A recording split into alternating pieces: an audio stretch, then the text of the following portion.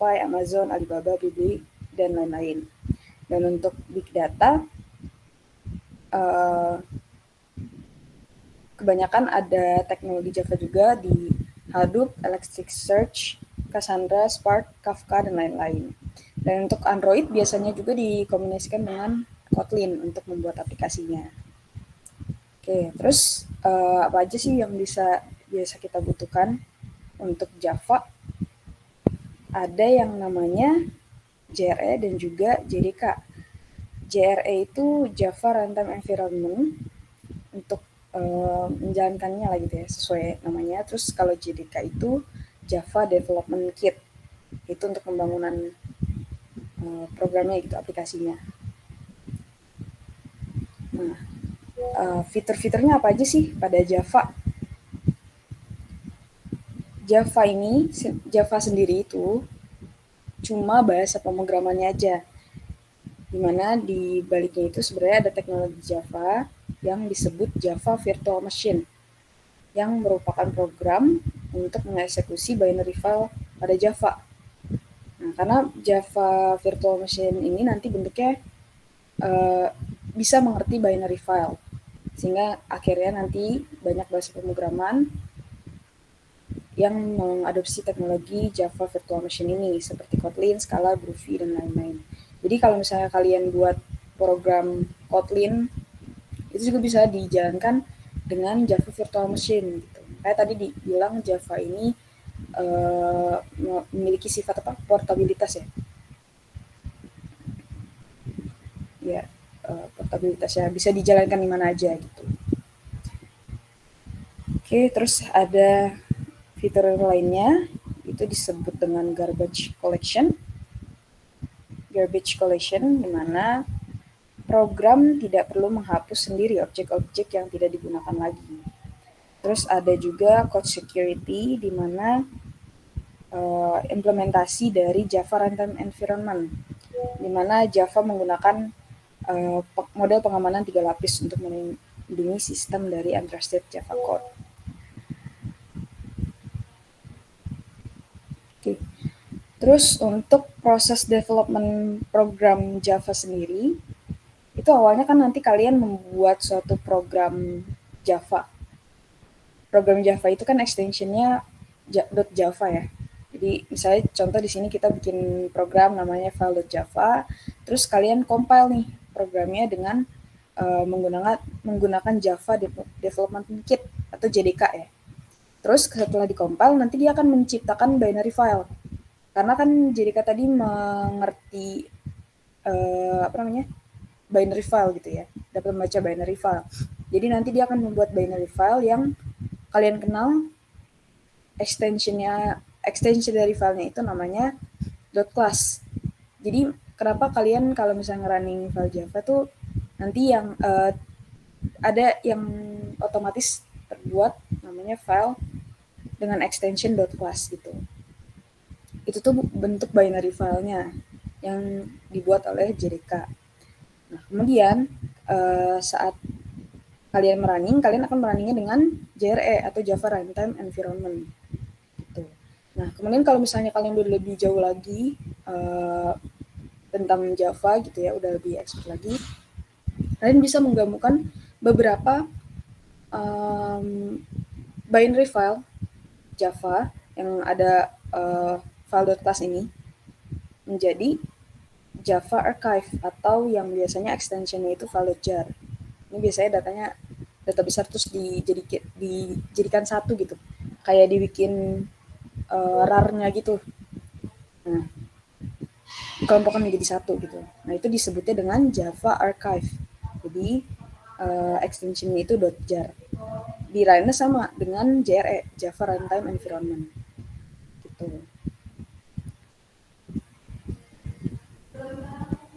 Oke,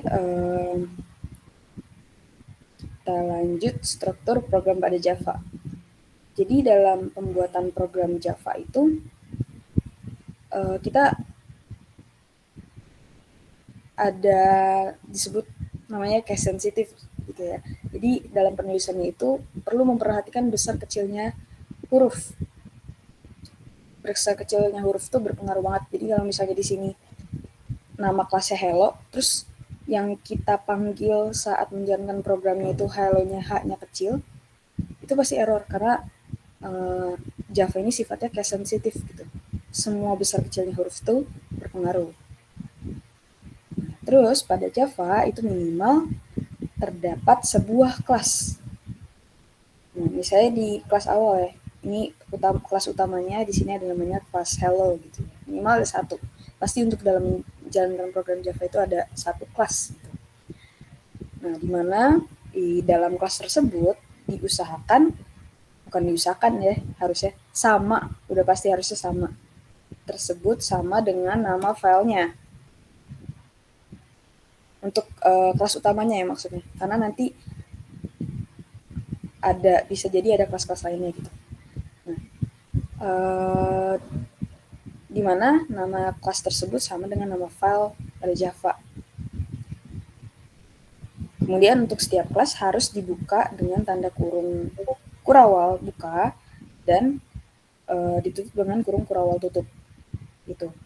Nah, yang disebut dengan ini itu disebut dengan blok gitu ya. Yang diawali dengan kurung kurawal buka atau kurung kurawal ditutup dengan kurung kurawal tutup itu disebutnya blok. Itu disebutnya satu blok. Nah, kemudian selanjutnya ada metode main di sini. Kalian harusnya udah sering lihat ada public static void main string args gitu ya. Terus ada blok lagi di sini, blok dalam blok gitu ya. Blok main dalam blok class hello gitu. Nah, di sini tuh ada beberapa penjelasan. Ada yang namanya public, static, ada void sama argumen args gitu ya. Public itu berarti metode ini kan metode ya, yang ada nama metode main ini metode ya, terus kurung buka kurung tutup ini, kalau ada tanda kurung buka kurung tutup ini berarti dia metode. Sih penjelasan saya membingungkan nggak ya? Nah, intinya main ini adalah metode gitu ya. Nanti ada penjelasan metode di selanjutnya. Di metode ini itu ada public static void, itu sifat dari si metode ini. Jadi kalau misalnya sifatnya public itu berarti metode ini dapat dipanggil dari luar kelas. Jadi misalnya ini ada kelas yang utamanya, terus saya panggil di blok lainnya gitu di bawahnya. Ini tuh masih bisa terpanggil. Gitu. Kemudian kalau misalnya static, sifat metodenya ini sama untuk semua kelas. Terus kemudian kalau misalnya void, berarti metode ini tidak mengembalikan nilai. Nah, kalau yang mengembalikan nilai gimana? Berarti disebutin aja, berarti dia ngembaliin nilainya apa. Kalau misalnya integer berarti int, kalau misalnya string berarti string. Gitu. Terus kemudian ada yang namanya argumen args, di mana array object string argumen baris-baris perintah yang dilewatkan ke kelas yang dieksekusi. Ini coba kita run dulu deh ya.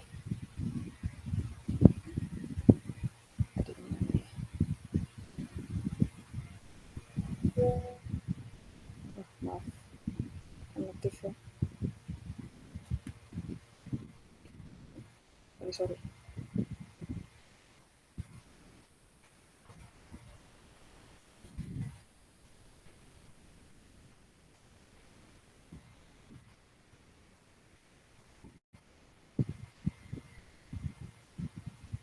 Nah, ini kita back to basic lagi ya. Ini masih basic banget yang kita bahas hari ini.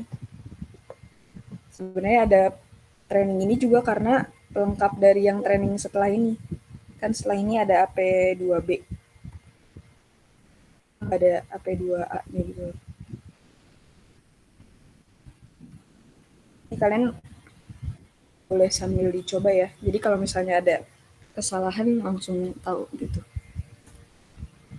Nah, ini sebelumnya saya udah download extension untuk Java, apa ya namanya, yang full pack-nya gitu. Jadi dia bisa, oh ini debugger for Java ya, atau apa ya? kemarin? Oh enggak, extension pack for Java. Nah, jadi kayak tadi tuh saya bikin file baru kan, namanya helloworld.java. Nah, dia tuh langsung otomatis bikin public class-nya untuk file yang saya bikin. Gitu. Jadi, nama file dengan nama kelas itu otomatis sama. Gitu. Ini namanya kalau kalian mau install juga. Dan ada beberapa shortcut juga, cuma saya masih belum hafal ya shortcutnya. Cuma ada beberapa yang bisa dipakai. Ada autocomplete juga kalau nggak salah.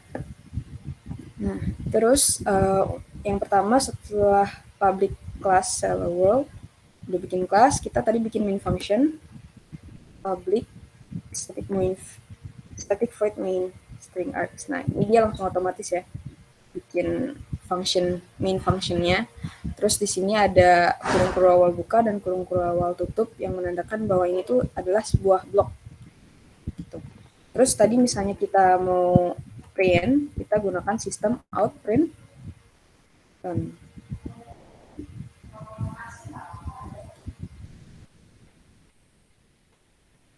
Oke. Stringnya misalnya tadi hello world.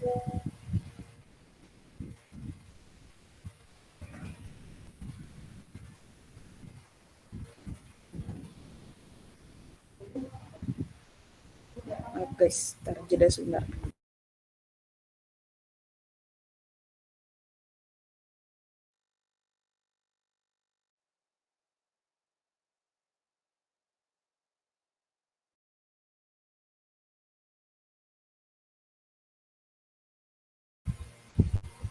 Oke, kita lanjut lagi. Nah, terus jika sudah, oh ya jangan lupa misalnya di Java itu tiap kalian bikin statement selalu akhiri dengan tanda titik koma ya. Kekecilan aja. Oke. Terus kalian bisa running dulu. Kalian buka terminal. Ingat untuk runningnya Java dulu. Java nama filenya hello world Java. Ini untuk compile-nya Java compile.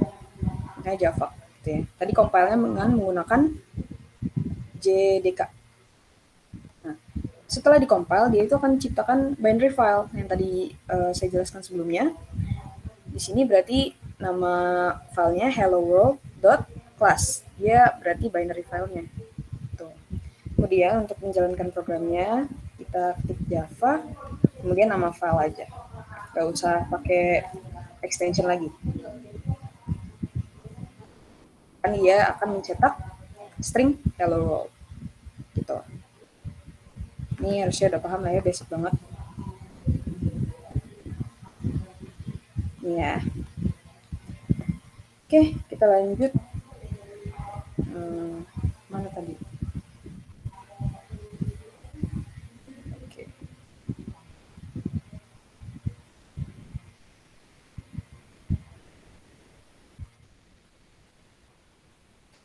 Kita lanjut ke variabel pada Java.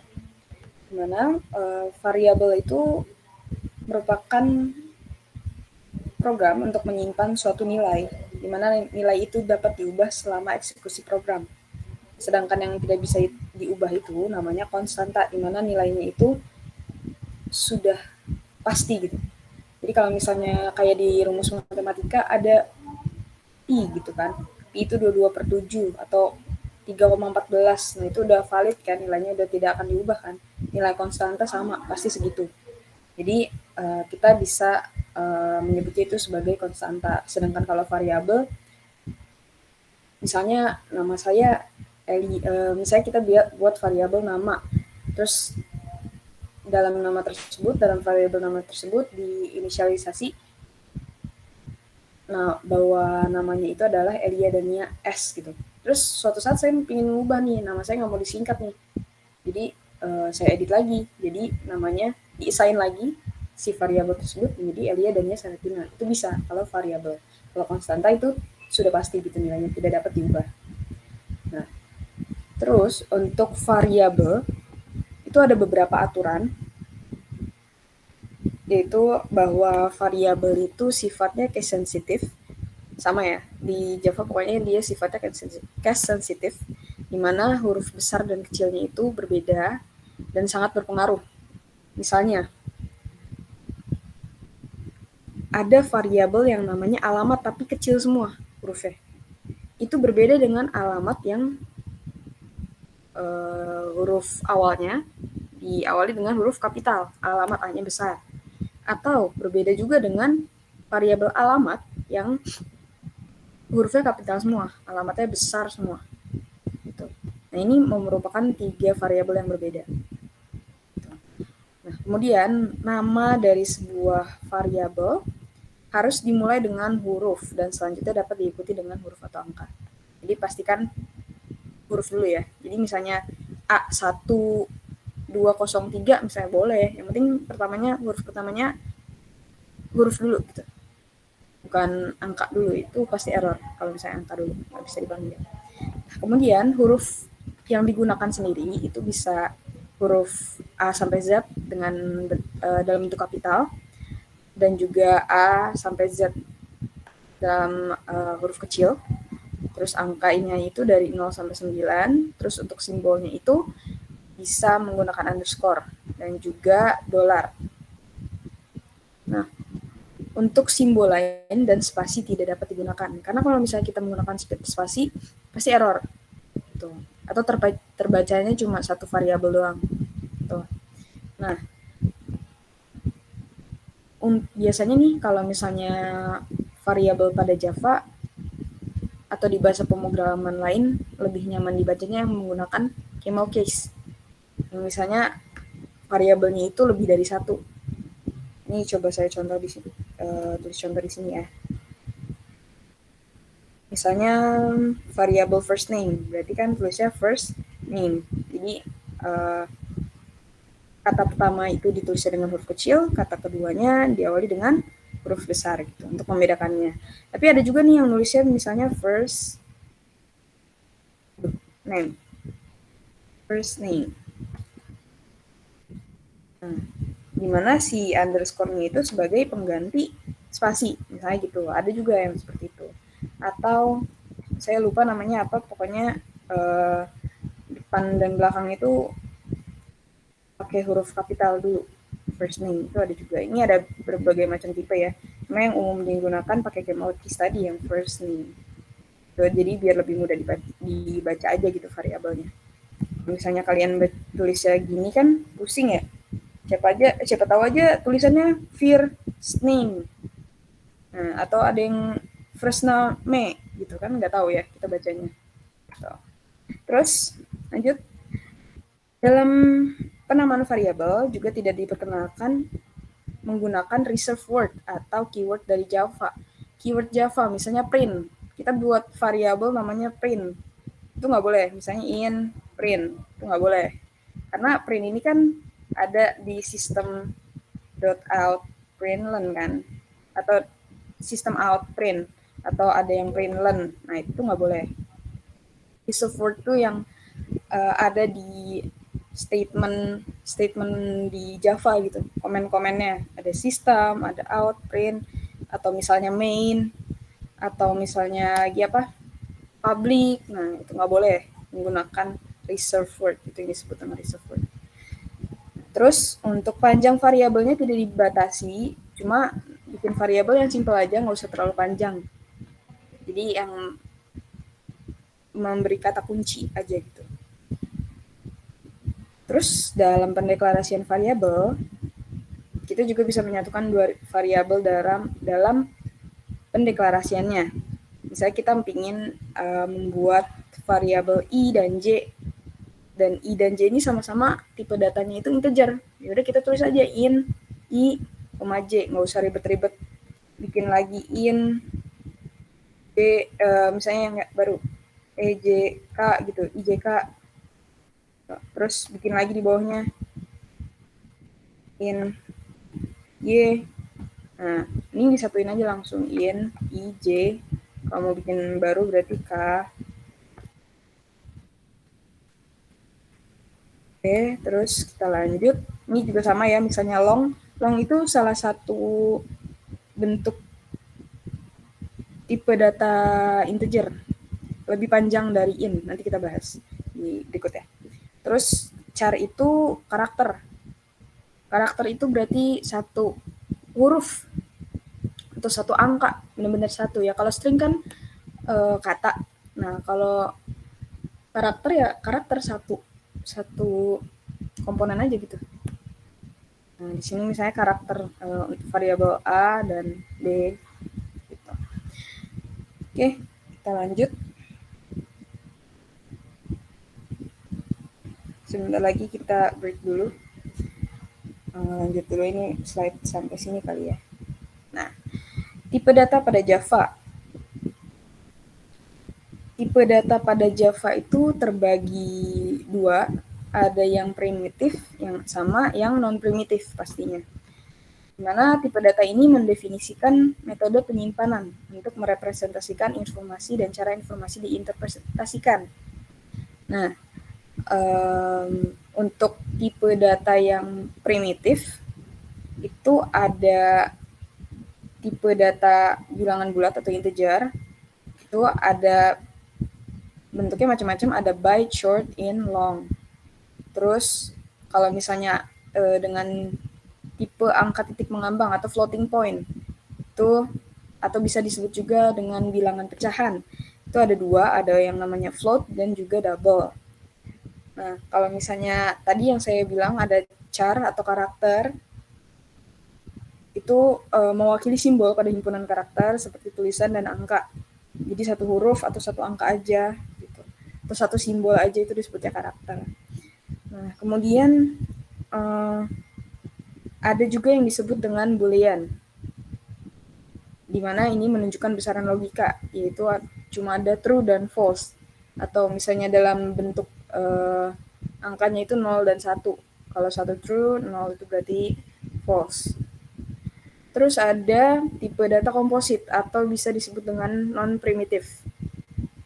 Nah, maksudnya sebelum saya lanjut ke tipe data yang non-primitif, apa sih itu tipe data primitif dan non-primitif?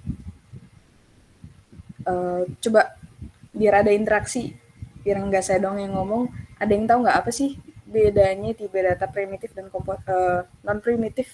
Sorry, ada yang tahu? Bisa langsung on mic aja kalau ada yang tahu.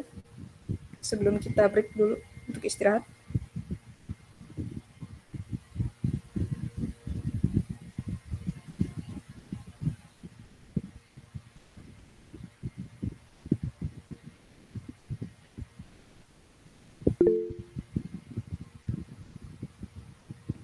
Balas di chat ya.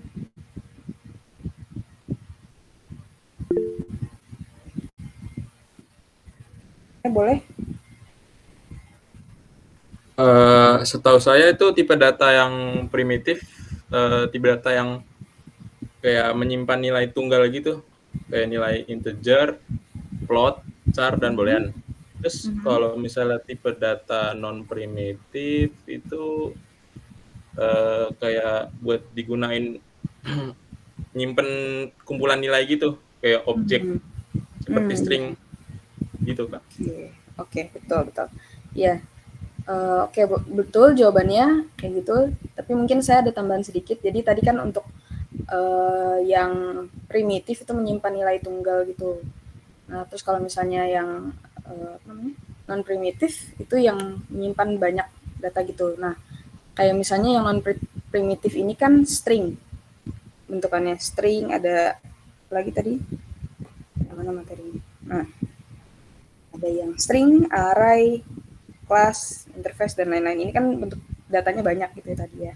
Terus kalau misalnya yang non primitif tadi tunggal gitu, byte, short, in, long. Bisa juga char yang benar-benar satu gitu. Nah, terus ada juga kaitannya dengan mana nih? Nah, nilai defaultnya. Jadi untuk tipe data yang primitif, dia defaultnya itu bisa diisi dengan nilai 0. Masih ada nilainya lah sebenarnya, masih ada 0 gitu defaultnya angkanya. Nah, begitu juga dengan floating point. Dia nilai defaultnya itu 0,0 masih ada isinya. Nah, sedangkan yang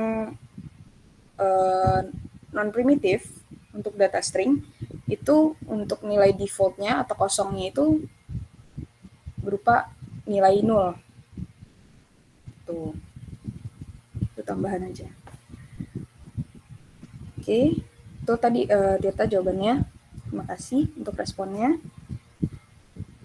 Nah, terus kemudian untuk tipe data di Java, tadi ada yang primitif, ada yang non-primitif. Nah, itu masih ada banyak lagi. Misalnya yang integer tadi byte, short, in, long, terus floating point ada float dan double, karakter ada char, dan boolean ada ya boolean. Terus kalau non-primitif itu ada string, array, list, set, stack, vector, dictionary, dan lain-lain. Nah, sebenarnya nilai integer ini juga bisa diubah ke non-primitif bentuknya. Nah, kalau misalnya dalam bentuk non-primitifnya, itu tulisannya nama tipe datanya itu integer dengan i-nya besar. Nah, kalau misalnya di primitif itu kan kecil ya untuk awalannya. Kalau misalnya non primitif dia ditandainya dengan huruf kapital di awal. Yang integer juga ada non primitifnya tapi integer i-nya besar. Tuh, float juga ada. Oke, ini tadi sedikit lebih detail tentang integer, ada byte, short, in, dan long. Jadi apa yang membedakan? Yang membedakan itu adalah kapasitasnya gitu. Ini maksimal 127, angkanya sampai 127, terus minimalnya min 128, terus ukurannya itu ada 1 byte, dan lain sebagainya. Ini bisa kalian coba sendiri kalau misalnya bikin byte itu nggak bisa, misalnya sampai 1000 tuh dia nggak bisa limit, karena maksimalnya 127. Short itu maksimalnya sampai 32.000 bla bla bla 767. Nah, integer itu sekian lah ya. Ini berapa juta nih? OM ternyata. Nah, gitu. Cuma kan biasanya umumnya kita langsung aja pakai in ya, maupun angkanya kecil juga pakai in, nggak pakai byte atau short gitu. Untuk lebih mempermudah aja sebenarnya. Terus untuk ukurannya itu yang biasa kita gunakan ternyata 4 bytes. Nah, untuk tipe data floating point ada float dan double, dan ada nilai maksimal dan minimalnya juga, dan ukurannya juga terbagi dua, ada yang 4 bytes juga 8 bytes. Oke, sampai situ dulu, kita break dulu 5 menit, nyampe 9.40 ya.